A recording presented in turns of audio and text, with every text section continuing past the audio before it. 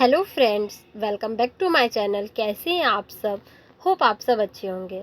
जैसा कि आप सबको पता ही हमारी मैनेजमेंट अकाउंटिंग की सीरीज चल रही है, जिसमें आज हम चैप्टर 2 का लास्ट टॉपिक पढ़ेंगे, जो कि है फाइनेंशियल स्टेटमेंट ऑफ कंपनीज के अंदर limitation of financial statement. Financial statement का meaning, importance, objective, characteristics, nature सब हम लोग पढ़ चुके हैं। आज ये हमारा चैप्टर 2 का लास्ट टॉपिक है, जिसमें हम लोग पढ़ेंगे limitations of financial statement. Next video से हम चैप्टर 3 स्टार्ट करेंगे। ओके, तो आइए, जैसा कि हम लोग जानते हैं फाइनेंशियल स्टेटमेंट बहुत ज़्यादा बेनिफिटेड होता है कंपनी के लिए, लेकिन उसके साथ ही साथ कुछ इसके लिमिटेशन भी होते हैं। आइए हम लोग आज उसको पढ़ते हैं। Financial statement lack in basis for projecting. Financial statements are historical in nature and therefore the analysis of financial statement would relate only to the past and not necessarily will reflect the future. But person like investor, shareholder are mainly interested in the likely position in the future. सबसे पहले जैसा देखिए बोला जा रहा है, financial statement look in basis for projecting, lack in basis for projecting. अगर financial statement, जैसा कि हम इसके कैरेक्टरिस्टिक में पढ़े थे, ये हिस्टोरिकल नेचर का होता है।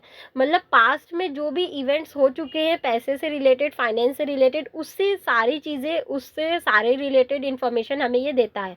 तो इसलिए ये क्या होता है, हिस्टोरिकल नेचर का होता है। पास्ट में जितनी भी चीज़ें होता है वो हमें बताता है, लेकिन फ्यूचर में क्या होने वाला है वो हमें नहीं बताता है। लेकिन जो हमारे इन्वेस्टर्स होते हैं, शेयर होल्डर्स होते हैं, वो क्या फ्यूचर के बारे में जानना चाहते हैं कि कंपनी फ्यूचर में कितना अर्न करेगी, पास्ट में कितना अर्न की है उससे उनको कोई मतलब नहीं होता है। ठीक है, थोड़ा बहुत वो देखते हैं कि पास्ट रिकॉर्ड क्या है, लेकिन बेसिकली जो हमारे इन्वेस्टर और शेयर होल्डर होते हैं वो किसी भी कंपनी के फ्यूचर के बारे में जानना चाहते हैं कि आगे चल के ये कंपनी कितना अर्न करेगी। नेक्स्ट हमारा है, financial statement is only a tool and not the final remedy.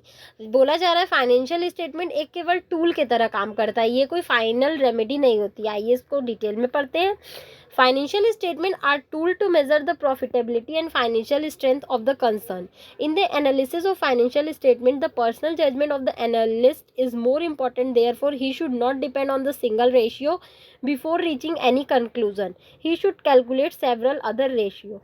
बोला जा रहा है फाइनेंशियल स्टेटमेंट एक टूल की तरह काम करता है। अगर हमें किसी भी कंपनी का प्रॉफिट जानना है, फाइनेंशियल पोजीशन जानना है, तो उसके लिए एक टूल है, एक मेथड है कि फाइनेंशियल स्टेटमेंट की मदद से जान सकते हैं।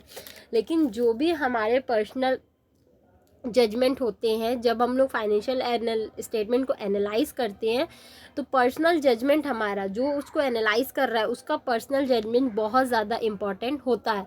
वो केवल एक ही रेशियो पे डिपेंड नहीं हो सकता है, हर रेशियो से, हर तरीके से उसको देखना पड़ेगा कि वो फाइनेंशियल स्टेटमेंट सही है या नहीं सही है, वो उसकी उस कंपनी की प्रॉफिटेबिलिटी रेशियो सही है या फिर नहीं सही है। Ignoring the price level changes. The results shown by financial statement may be misleading if the price level changes have not been accounted for. The ratio may improve with the increase in price, whereas actual efficiency may not improve. The ratio will not be meaningful for comparison if the price of commodity are different as compared to the previous year price. बोला जा रहा है जो भी financial statement का result है वो गलत हो सकता है अगर प्राइस में किसी भी तरीके का चेंज हो गया। हो सकता है जब वो उस चीज़ का, मतलब वो किसी भी चीज़ पे एक्सपेंस किया हो तो उसका उस टाइम प्राइस कुछ और हो, और जब उसको फाइनेंशियल स्टेटमेंट प्रिपेयर कर रहा हो तब उस चीज़ का प्राइस कुछ और हो, तो उस कंडीशन में क्या हो सकता है, हमारे पास गलत रिजल्ट आ सकते हैं। आइए एक एग्जांपल देख लेते हैं। The plant was acquired for ₹1 lakh, sorry 10 lakh है, it's present value is 5 lakh. However, for the analysis purpose the value will be taken as ₹10 lakh होगा, not 5 lakh. This will make the entire analysis a meaningless exercise.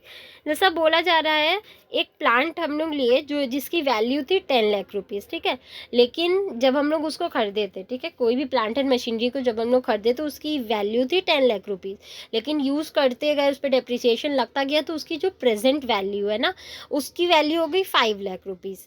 लेकिन जब उसको analyse करेंगे तो हम लोग उसका क्या लेंगे, वैल्यू तो 10 लाख ही लेंगे, ना कि 5 लाख लेंगे, क्योंकि हम लोग क्या, मान लीजिए लीजिए 1 साल पहले हम लोग कोई मशीन खरीदे थे, 10 लाख की खरीदे थे, ठीक है। अब जब हम लोग फाइनेंशियल स्टेटमेंट बनाने लगे तो उस समय उस मशीन की वैल्यू 5 लाख थी, लेकिन हम लोग अपने फाइनेंशियल स्टेटमेंट या फाइनेंशियल रिपोर्ट में क्या दिखाएंगे कि हम लोग एक मशीन खरीदे थे जिसकी वैल्यू 10 लाख थी। तो प्राइस लेकिन उसका चेंज हो चुका है, उसकी वैल्यू एग्जैक्टली उस टाइम पे 5 लाख है, लेकिन हम लोग दिखा क्या रहे हैं, 10 लाख दिखा रहे हैं, जिसके वजह से उस फाइनेंशियल स्टेटमेंट का, उस फाइनेंशियल रिपोर्ट का कोई मतलब नहीं रह जाएगा, वो पूरा गलत हो जाएगा, ठीक है। नेक्स्ट है आपका ignores qualitative aspect, it completely ignores the human resource, it does not measure the qualitative aspect of the business, it does not show the efficiency, profitability and technical know how of the employees and manager. देखिए ignores qualitative aspect, इसमें क्या होता है, केवल हम लोग quantitative aspect ही लेते हैं, क्वालिटेटिव जितने भी एस्पेक्ट होते हैं कि कोई जो एम्प्लॉयज़ है, जो मैनेजर्स है, वो कैसे वर्क कर रहा है, उसकी एफिशिएंसी कितनी है, उसकी प्रॉफिटेबिलिटी कितनी है, वो कितना ज़्यादा मेहनत कर रहा है, कितना ज़्यादा दिन भर अपना टाइम दे रहा है, ये सारी चीज़ें फाइनेंशियल स्टेटमेंट में हम लोग नहीं दिखाते हैं। नेक्स्ट है आपका misleading result in the absence of reliable data. Results shown by financial analysis may be misleading in the absence of absolute data. It doesn't show the size of the business. Increase of the sales from 40,000 to 80,000 shows that sales has doubled. In case of other firm, 20 lakh rupees to 40 lakh also shows that the sale has doubled, but size of the firm are quite different. Profitability ratio of two firms may be same, but magnitude of business is different. देखिए बोला जा रहा है कि अगर आपको गलत result, अगर आपको गलत डेटा ही मिलता है, सही डेटा आपको नहीं मिलेगा, तो उस कंडीशन में आप गलत रिजल्ट ही प्रिपेयर करेंगे। अगर आपको बोला गया कि 40,000 से इस बार सेल 80,000 हो गई, तो इसका मतलब क्या है, आप समझ गए कि सेल डबल है। कोई दूसरी फर्म बोली कि मेरा 20 लाख का सेल था लेकिन इस बार मेरा 40 लाख का सेल हुआ है, तो आप क्या समझ जाओगे कि आपका सेल डबल हो रहा है। लेकिन हमें ये भी समझना ज़रूरी होगा कि जो फर्म की साइज़ है वो भी डिफरेंट है। ऐसा नहीं है, मतलब एक कोई छोटी फर्म है जो 40,000 कमाती थी, उसका सेल इस बार 80,000 हुआ, उसका डबल हो गया। लेकिन अगर कोई फर्म है जो 20 लाख कमा रही है, मतलब उसके फर्म का साइज़ बहुत ज़्यादा बड़ा होगा, तभी तो वो 20 लाख अर्न कर रही है। इसलिए हम लोग बोला जाता है कि प्रॉफिटेबिलिटी रेशियो जो दो फर्म का है वो सेम हो सकता है। जैसे मान लीजिए कोई एक छोटी फर्म है जो 40,000 कमा रही है, उसका इस बार सेल 80,000 हुआ, मतलब हम लोग समझ गए कि उसका सेल डबल हुआ। कोई एक बहुत बड़ी फर्म है जो 20 लाख कमाती थी, इस बार वो 40 लाख कमाई, इससे भी हम लोग समझ गए कि उसका भी सेल डबल हुआ। लेकिन जो वो दोनों के बिजनेस का साइज़ है वो छोटा है, हमें ये समझना होगा, और यही अंतर की वजह से हमारे जो रिजल्ट है वो गलत आता है, ठीक है। नेक्स्ट और लास्ट हमारा टॉपिक है चैप्टर 2 का, वो है डिफरेंट इंटरेस्ट ऑफ पार्टीज। अब देखिए इसका एक सबसे बड़ा लिमिटेशन है different interest of parties. The number of parties interested in the financial statement is large and interest differ. The financial statement can not meet the purpose of all the parties interested in them. जैसे कि बहुत सारी parties होते हैं जो company के financial statement को जानना चाहते हैं, लेकिन वो अलग अलग चीज़ों के लिए जानना चाहते हैं।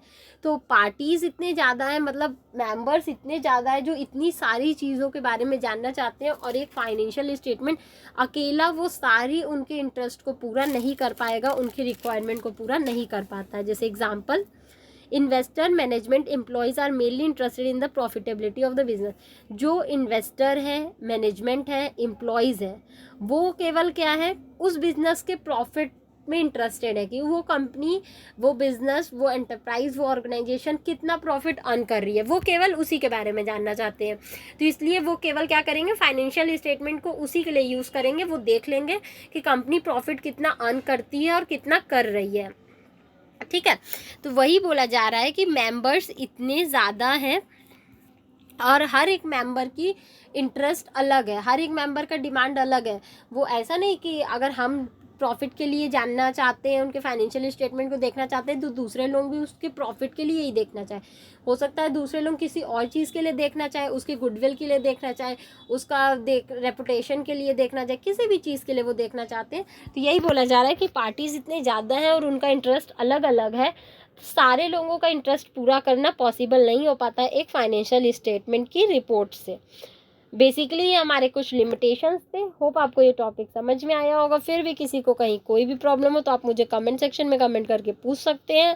Thank you so much. Please like, subscribe and share my channel. किसी को इस सब्जेक्ट या किसी भी सब्जेक्ट के नोट्स चाहिए तो वो मेरा डिस्क्रिप्शन बॉक्स चेक कर सकता है। Thank you.